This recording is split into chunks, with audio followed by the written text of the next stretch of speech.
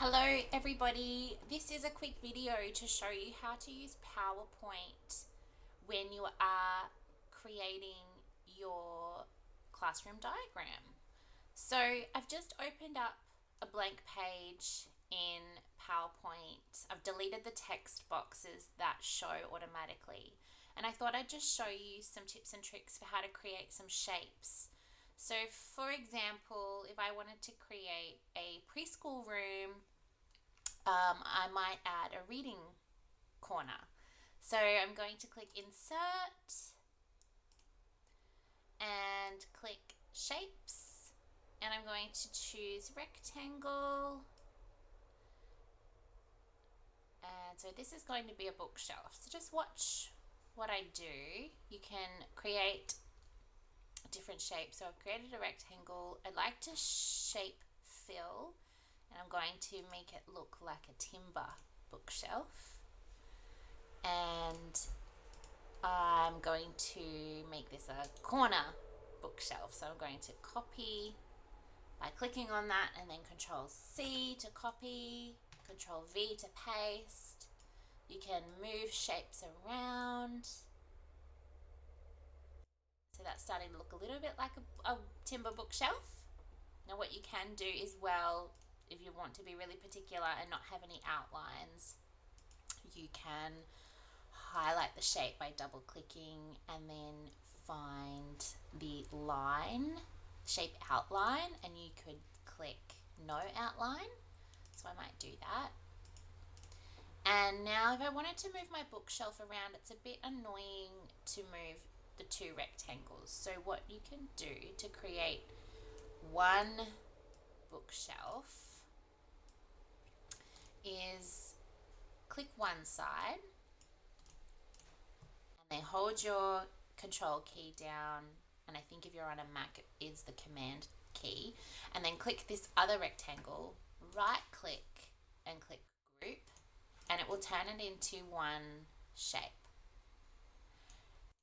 Now, your diagram does need labels, so an easy way to create a label on your shape is to actually just double click it, and then a text box appears. So I'm just going to write bookshelf, and this has automatically changed the text to white, but then you can obviously change your text to whatever color you like, and you can format it to be bold or whatever you like. So that is a way to create a really basic image that looks like a bookshelf. You might want to add some elements of sustainability or the natural environment. So what you could do is add some icons, and that's why I really love using PowerPoint, because it has a range of different icons that you could use as well. So click Insert, Icons,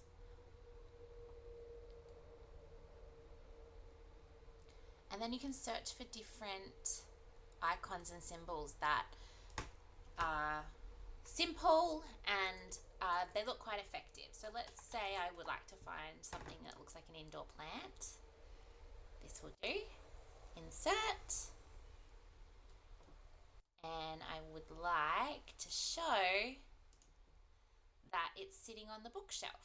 So I might turn it around this way, and just like we changed the color of the bookshelf to that timber look, you can also do the same for the icons. So click it and click graphics fill, and my indoor plant is going to be green. So you can add different icons as well. A popular icon that we could use is the wheelchair icon, and you might do this to show that your space is inclusive for people who do use wheelchairs. So there's a number of different icons you could use to show that. If you were going to do an outdoor environment, you could create a sand pit. So you could create a round sand pit, create an oval shape, and again, we could find a shape fill texture that looks like sand. Maybe this one. Again, you might add a shape outline. and then we need to name it. So we double click to add that text. Now the white writing's a little bit hard to see, to highlight that, and I might make the writing black. And I'm going to have a look and see if there's any buckets or spade icons that I could add.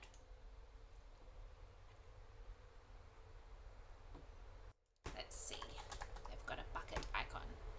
Oh, there we go. That one's perfect. It's the bucket and spade. So I'll insert that.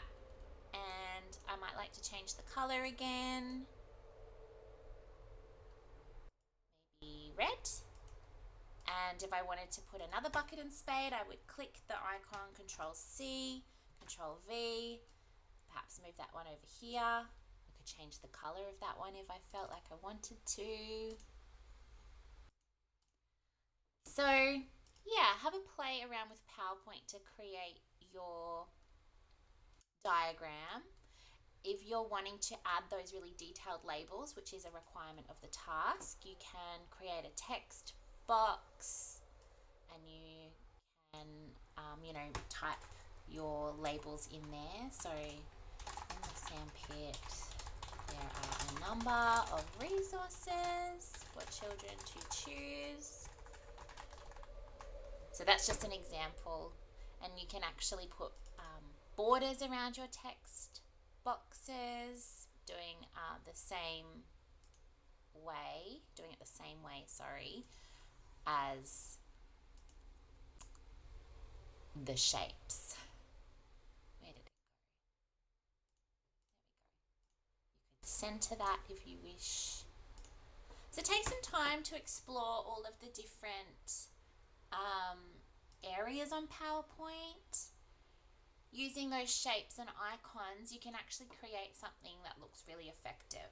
So I hope that has helped. Add questions to the discussion board if you would like some more support.